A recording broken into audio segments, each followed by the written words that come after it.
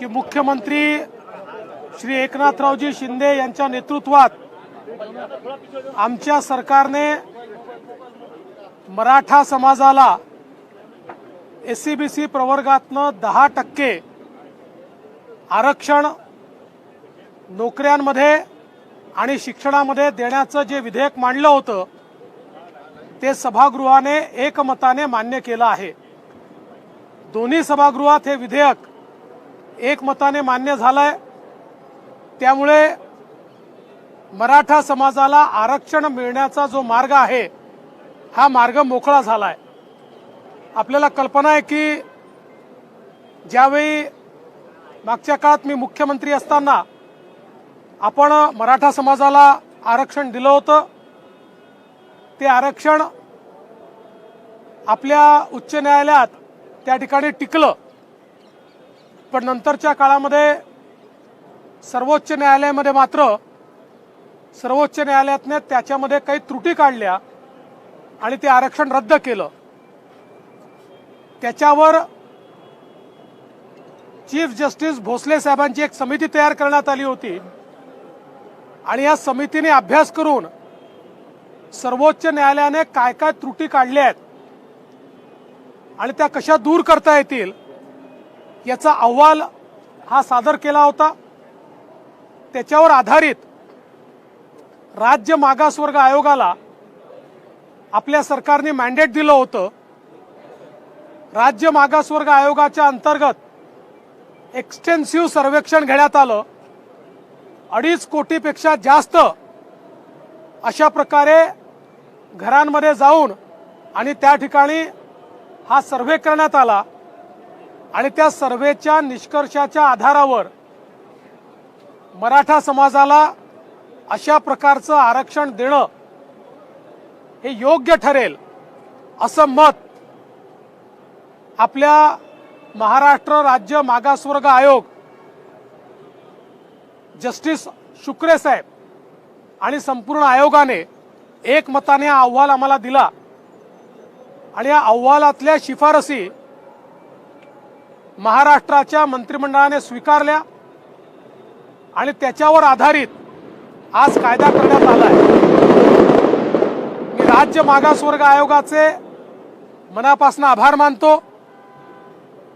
त्यासोबत जवळपास 3.5 लाख शासकीय कर्मचाऱ्यांनी अविरत हे सर्वेचं काम केलं, त्या सर्वांचे मी आभार मानतो। आणि यासोबत आमच्या विरोधी पक्षाचे देखील मी आभार मानतो की सभागृहामध्ये त्यांनी या विधेयकाला पूर्ण पाठिंबा दिला आणि म्हणून एकमताने हे विधेयक पारित झालेलं आहे। मला विश्वास आहे की एकीकडे आरक्षणाचा प्रश्न आम्ही सोडवलाय आणि दुसरीकडे वेगवेगळ्या मार्गातनं मराठा समाजाच्या उत्थानाकरता मग ते स्वर्गीय अण्णासाहेब पाटील आर्थिक विकास महामंडळ असेल किंवा या ठिकाणी राजश्री शाहू महाराजांच्या नावाने जी संशोधन संस्था आपण सुरू केलेली आहे ती संस्था असेल किंवा इतर विविध इंटरव्हेन्शन जे आपण केलेले आहेत, यामुळे मराठा समाजातल्या तरुणाईला निश्चितपणे न्याय मिळेल अशा प्रकारचा मला विश्वास आहे। मला याही गोष्टीचा आनंद आहे की हे सगळं करत असताना OBC समाजाला कुठेही त्या ठिकाणी अडचण होईल, त्यांचं आरक्षण कमी होईल, त्यात कुठला वाटेकरी होईल अशा प्रकारचा मार्ग आम्ही स्वीकारलेला नाही।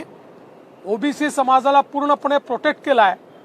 त्यामुळे मला विश्वास आहे राज्य सरकारच्या या निर्णयामुळे वर्षानुवर्ष एकाच गावामध्ये नांदणारे आमचे OBC आणि मराठा बांधव हे गुण्या गोविंदाने ज्या प्रकारे छत्रपती शिवाजी महाराजांचे मावळे म्हणून वर्षानुवर्ष नांदत होते तसेच ते नांदतील आणि दोन्ही समूहांचा या ठिकाणी विकास होईल हा मला विश्वास आहे।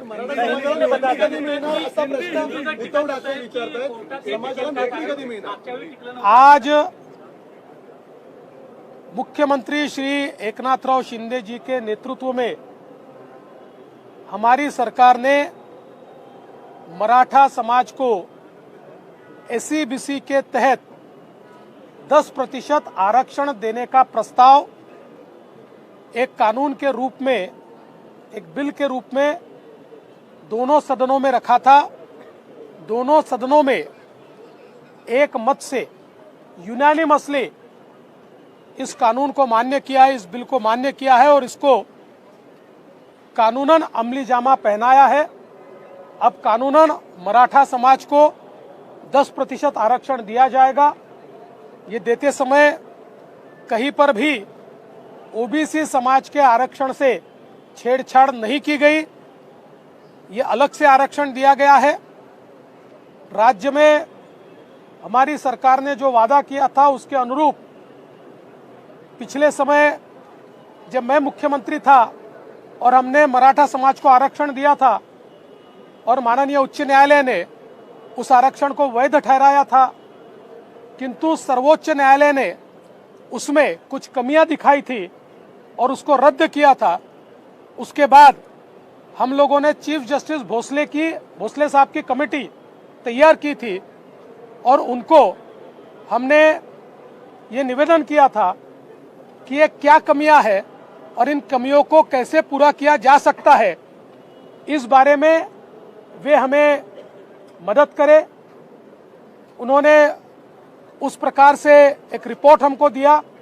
उस रिपोर्ट के आधार पर हमने टर्म्स ऑफ रेफरेंस ये बैकवर्ड क्लास कमीशन को दिया। बैकवर्ड क्लास कमीशन के लिए करीब राज्य के 3.5 लाख कर्मियों ने एक्सटेंसिव सर्वे किया। उस सर्वे के आधार पर बैकवर्ड क्लास कमीशन ने एक रिपोर्ट तैयार की, जिस रिपोर्ट में उन्होंने ये अनुशंसा की कि मराठा समाज ये सामाजिक आर्थिक रूप से पिछड़ा होने के कारण एक विशेष प्रवर्ग के रूप में इसको देखा जाए और इसको 10% आरक्षण नौकरियों में और साथ साथ शिक्षा में भी दिया जाए। उसी प्रकार का यह आरक्षण दिया गया है। मुझे बहुत खुशी है कि आज हमारे मुख्यमंत्री जी के नेतृत्व में हमारे महायुति की सरकार ने एक ऐतिहासिक फैसला आज लिया है। आप विपक्ष लगातार दोहरी भूमिका निभा रहे, सदन के भीतर एनोनिमसली पास होता है, बाहर आकर विपक्ष के लोग कहते हैं सरकार सिर्फ सामने चुनाव को ध्यान में रखकर आरक्षण दे रही है। देखिए, ये तो विपक्ष का काम ही है, पर ये बात भी लोगों ने देखी है कि जब हमने कानून लाया तो विपक्ष ने उसको पूरा समर्थन दिया है। तो इसलिए अब ऐसी दोहरी भूमिका लेने का कोई कारण नहीं है। फिर भी मैं ये बात कह दूं, चुनाव हो चाहे नहीं हो, हमने ये भूमिका 1.5 साल से रखी थी और 1.5 साल से हम लोग इसके ऊपर मेहनत कर रहे थे और उसके बाद ये नतीजा आया है। मेगा भरतीमध्ये अजितदादांना अर्जंटली बाहेर जायचं होतं, ते BSc ला देखील उपस्थित नव्हते, ते अर्जंटली बाहेर गेले। मेगा भरतीमध्ये मराठा आरक्षणाचा आता समावेश केला जाईल का? मेगा भरती जी तुम्ही करत आहात त्याच्यामध्ये तर मराठा आरक्षणाला नोकऱ्या मिळतील का? उद्धव ठाकरे पण सवाल विचारत आहेत। एकदा कायदा पास झाला की आता जेवढ्या ऍडव्हर्टिजमेंट्स निघतील त्या सगळीकडे मराठा समाजाचं आरक्षण असेल। उन्होंने शक जताया कि जो आपने वादा किया है वो जमीन पर नौकरियां मिलना चाहिए लोगों को, वो देखना चाहते हैं। कौन? उद्धव ठाकरे ने कहा कि चलो अच्छी बात है, उद्धव ठाकरे जी का भी हमारे ऊपर ही भरोसा है, ये भी बहुत अच्छी बात है। उनका भरोसा ये सही है, ये हम दिखाएंगे। अभी मराठी। हाँ सर, उद्धव ठाकरे हा प्रश्न विचारताय, नोकरी पण देणार का मराठा आरक्षणातून? तुम्ही आरक्षण दिलं का नोकरी पण देणार? मला असं वाटतं की आता हे विधेयक पास झाल्यानंतर सगळ्या नोकऱ्यांमध्ये हे आरक्षण मिळणारच आहे। त्यांच्या समोरच विधेयक पास झालेलं आहे, त्यामुळे त्यांना असा प्रश्न पडण्याचं काही कारण नाही आहे। पण मला हे माहिती आहे की त्यांचा आमच्यावरच विश्वास आहे। त्यांना माहिती आहे की मराठा समाजाला नोकऱ्या असेल, शिक्षणात असेल, सवलती जर कोणी देऊ शकेल तर ते एकनाथराव शिंदेजी यांच्या नेतृत्वातलं सरकारच देऊ शकेल, हे त्यांना देखील माहिती आहे। लोकसभा चुनाव को ध्यान 16% आरक्षण दिलं होतं। पृथ्वीराज चव्हाण मुख्यमंत्री असताना मराठा समाजाला 16% दिलं होतं। त्यानंतर तुम्ही मुख्यमंत्री असताना 13% दिला आणि आता परत 10%। दिवसेंदिवस मराठा समाजाची टक्केवारी कमी होते आरक्षणाची, मात्र हे भविष्यात टिकल का नाही? पहिली गोष्ट तर अशी आहे की 16% जे आरक्षण दिलं होतं ते माननीय न्यायालयाने नाकारलं. पुन्हा आपण 16% दिलं होतं, ते न्यायालयाने 12 आणि 13% हे लॉजिकली त्यावेळी केलं होतं. परंतु आता राज्य मागासवर्ग आयोगाने सुप्रीम कोर्टाने जे काही निकष दिले त्या निकषांच्या आधारावर ज्यावेळेस पाहणी केली, त्या पाहणीतनं त्यांनी ज्या प्रकारचा रिपोर्ट दिला आहे, शेवटी आपल्याला आरक्षणाची टक्केवारी ठरवताना जो काही आपल्याकडे रिपोर्ट असतो त्याच्यामधले जे काही निरीक्षणं असतात आणि वेळोवेळी न्यायालयाने दिलेले आदेश असतात, याच्या पर्व्ह्यूमध्येच हा निर्णय आपल्याला करावा लागतो. जसं EWSला देखील 10% आरक्षण देण्यात आलं, तसंच SCBCलाही 10% आरक्षण देण्यात आलेलं आहे. कांग्रेस ने कहा था मुसलमानों को भी आरक्षण मिलना चाहिए, मराठाओं को इंसाफ दिया, मुसलमानों को भी आरक्षण दिया. नहीं, इसके ऊपर आप सवाल उद्धव ठाकरे जी को पूछिए. क्या उद्धव ठाकरे जी को ये मंजूर है कि उनकी साथी कांग्रेस कहती है कि मुसलमानों को आरक्षण दिया जाना चाहिए? ये सवाल मेरे से ज़्यादा आप उद्धव ठाकरे जी को पूछ सकते हैं. हमारा तो पहले दिन से हमारी भूमिका पक्की है. धार्मिक आधार पर आरक्षण भारत रत्न डॉक्टर बाबा साहेब आम्बेडकर ने तैयार किए हुए संविधान में इसका कोई प्रावधान नहीं है. और भारत रत्न डॉक्टर बाबा साहेब आम्बेडकर के संविधान की शपथ हमने खाई है, इसलिए उस संविधान से अलग कोई भी निर्णय भारतीय जनता पार्टी या महायुति की सरकार नहीं कर सकती. इसलिए सवाल उद्धव जी को और कांग्रेस को पूछिए. ड्रग्सची मोठी कारवाई झाली आहे. पुण्यामध्ये ड्रग्सची मोठी कारवाई झालेली आहे. गेल्या अनेक दिवसांपासून ड्रग्स मोठ्या प्रमाणात जप्त होताना पाहायला मिळतंय. पुण्यामध्ये जवळपास 1100 कोटींचं ड्रग्स जप्त झालंय.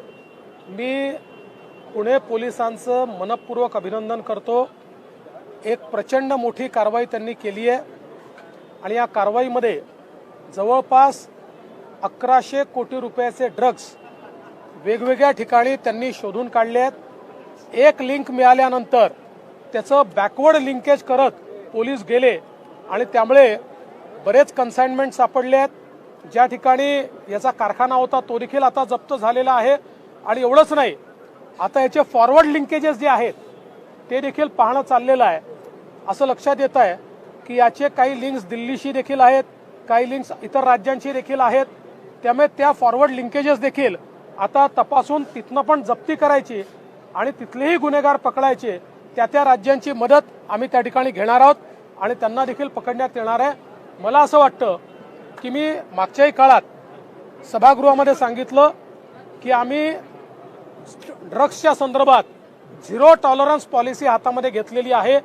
त्यामुळे निश्चितपणे पोलिसांनी केलेली कारवाई अत्यंत महत्त्वाची आहे, गंभीर देखील आहे. आणि याच्यामध्ये मी स्वतः पोलीस कमिशनर आणि त्यांच्या अधीनस्थ सर्व अधिकाऱ्यांना सांगितलं आहे की कोणालाही याच्यामध्ये सोडायचं नाही. कुठले कुठले लिंकेजेस आहेत ते सगळे शोधून काढायचे आणि यदा कदाचित दुरान्वयाने कुठल्या पोलिसांनीही मदत केली असेल तर त्याच्यावरही कारवाई करण्याचे सक्त आदेश मी दिलेले आहेत. मराठा समाजातर्फे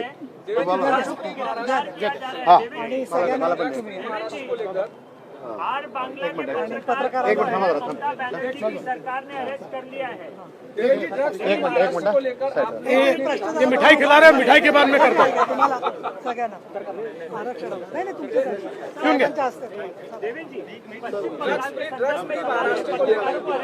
महाराष्ट्र को लेकर विधानसभा के भीतर आपने घोषणा की थी. पुणे पुलिस ने 100 करोड़ से ज्यादा की ड्रग्स सीज की है.